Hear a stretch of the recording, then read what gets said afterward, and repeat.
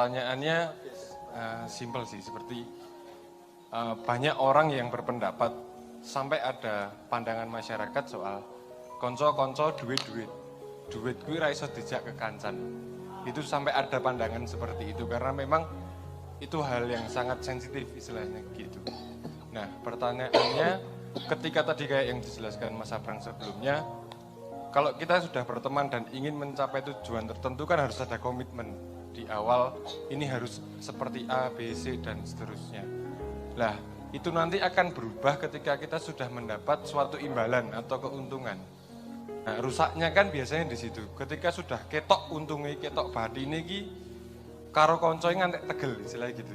Lah, yang saya mau tanyakan, solusinya selain bubar, Mas. Apakah ada landasan atau stimulan atau fundamentalnya ben iki ora bubar iki asine selain wis daripada padu bubar kan gitu kan. Misalnya ini sudah punya prospek baik misalnya, atau sudah punya kaitan yang cukup luas, apa yang kita buat itu, selain bubar iki kudune diapak gitu, gen kekancane enak ning yo, usahane tetap atau tujuan dari kumpulan kita juga tercapai, gitu saja. Matur suwun. Oke, langsung tak respon ya. Oke, duit-duit konco-konco, itu sebuah hipotesis. Nek kowe arep nglakoni kuwi ora masalah. Dan banyak yang sudah melakukan seperti itu. Cuman kita lihat hasilnya. Kamu pengen nggak seperti itu? Duitnya akeh ning ra duwe kanca. Oh, nek kowe pengen ning kono ora masalah, ya ora masalah. Kamu banyak teman karena duitmu banyak. Nah, kalau kamu anggap itu sebagai teman dan kamu nggak masalah dengan keadaan seperti itu, ya lakoni we duit-duit kanca-kanca. Saya tidak menyalahkan itu sama sekali. Oleh sangat boleh. Cuman kalau saya itu bukan ora enak lah. Kowe gelem ngopi bareng aku mung gara-gara duitku akeh, urusane kan bukan karena memang kekancan. Tapi gini, iki sapa jenenge? Pokoke jeneng burine Wallace, sing Wallace the Great Leveler. Jadi gini, dia meneliti sejak zaman kuno, sampai sekarang. Dia meneliti zaman kuno ki ndudah kuburan kuno. Biasanya kalau kuburan zaman dulu kan sing sugih ya dipendem karo harta kekayaannya. Dia melihat distribusi duit di situ.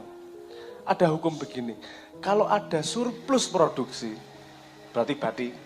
Kalau ada surplus produksi, pasti terjadi ketimpangan. Pasti, ora iso diapa-apa iki. Ketimpangan yang ekstrim akan menjadi Pareto distribusi. Pareto distribusi itu yang kowe kampanye sekarang krungu lah. 1% duit 1% orang memegang 50% kekayaan. Wah, tahu krungu ngono kuwi ta. Itu yang disebut sebagai Pareto distribusi. Itu hukum alam, nyuwun sewu ngomong aku. Sekarang gini, di sini jarine akeh band. Anda tahu musik klasik? Ngerti ya musik klasik ya? Sebutkan, ini tak kasih contoh Pareto distribution iki. Musik klasik yang kamu kenal siapa komposernya? Mozart, Beethoven, Bach, Tchaikovsky, siapa mana? Oke lah, katakanlah 4 itu. Menurutmu zaman biyen ana wong piro komposer gue? Banyak. Yang kamu kenal cuma 1% nih. Dari segitu banyak. Oke, dari 4 orang itu tadi karyanya yang kamu kenal berapa? Paling Fur Ellis, Soneta 6. Paling minggu itu. Padahal karya dia ratusan. Lagi-lagi cuma 1% yang didengarkan oleh 50% manusia. Jadi Pareto distribution, jadi ketimpangan itu pasti terjadi. Kalau kita tahu ketimpangan itu terjadi, sama-sama dari awal harus kita jelaskan. Kalau terjadi ketimpangan sebabnya apa nih? Ngene, nek dhewe arep melu permainan, paling gampang kuwi ndelok sing wis ahli. Totke apa yang dia lakukan, ATM, amati, diregu, modifikasi. Nek gue pengen main jadi canggih bal-balan, ya nonton sing ahli-ahli bal-balan. Tekniknya gimana kita pelajari. Nah kalau bisnis mau nggak mau, kita juga harus belajar sama sudah para pelaku bisnis tersebut. Oke, mereka bikin peraturan seperti ini ya.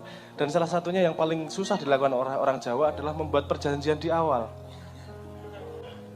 Karena kita punya tradisi krembol, nek kiri gerombol. Oke, kiri yuk gerombol lah, nek kiri kompaknya ra karuan. wis ana duit sethithik ya rebutan pangan-panganan. Nah, dari awal makanya perlu dari awal perjanjian itu dicetakke di awal, harus cetok di awal. Sehingga ketika terjadi peperangan, terjadi dispute, terjadi masalah, bukan abstrak lagi, tapi konsisten nggak kamu sama perjanjianmu di awal. Yang tidak konsisten itu bukan masalah bisnis kemudian, itu masalah karakter kemudian. Nek kowe ra iso konsisten pada sebuah perjanjian, masalahmu yang lain dalam hidupmu yang lain juga resiko ini karena kamu konsisten sama ini aja nggak bisa. Justru ketika urung duwe apa-apa perjanjian sudah di layout. Ojo ketika wis ra apa-apa monggo sahamku aku ra saham ra apa-apa. Ngono pas audite kae padahal ngandung ngrasani ning mburi padahal kuwi piye yo. Itu nggak akan membuat perkembangan. Itu dalam permainan itu wong Jawa susahnya gawe perjanjian di awal itu tadi. Padahal itu jadi fondasi dasar untuk ketika ada masalah di depan. Sebenarnya itu urusan antisipasi semua. Bukan urusan rebutan duit. Rebutan, ayo kita fairness-nya gimana nih? Apa yang kita hitung bersama nih? Modalnya, resikonya, kapabilitasnya, koneksinya, dan seterusnya. Kita hitung bersama, kita setujui nih. Share-nya segini dengan tanggung jawab nih.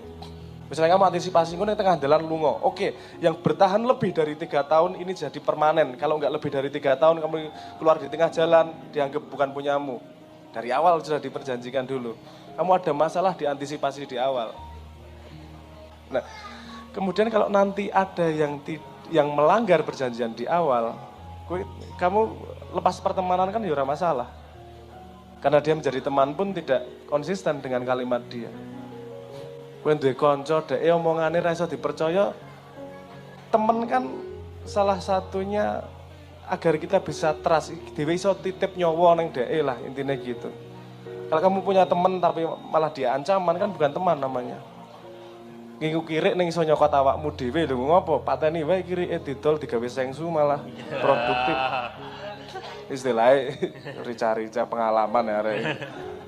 Mungkin respon saya seperti itu. Ini antisipasi di awal sebenarnya. Jadi kemampuanmu mitigasi masalah itu juga menentukan stabilitas pertumbuhanmu. Nah aku rekomendasi kamu harus clear 5 tahun itu seperti apa. Minimal 5 tahun. Kalau aku rekomendasi ya. Karena 5 tahun itu jarak minimal kamu bisa. Ini ngomong dari request itu tadi. Nek kowe ra iso target sampai kamu tidak bisa punya clear bayangan yang jelas sampai 5 tahun, berarti memang stratummu tidak cukup untuk gawe bisnis. Karena hitungan saiki, keadaan bisnis sekarang itu minimal 5 tahun kamu punya proyeksi seperti apa. Walaupun milestone-nya dibikin 1 tahun, 2 tahun, 5 tahun. 5 tahun mau sampai segini, 1 tahun segini, 2 tahun segini, parameter kimetriknya seperti apa, jalaninnya seperti apa, tugasmu seperti apa, kalau ada masalah gimana, kalau misalnya ada gini gimana, kita jaga 10%, 15% optional stock, kenapa, kalau nanti ada strategi gini nih bisa kita gunakan dan seterusnya lah. Itu pengetahuanmu sangat berguna untuk antisipasi keadaan ke depan.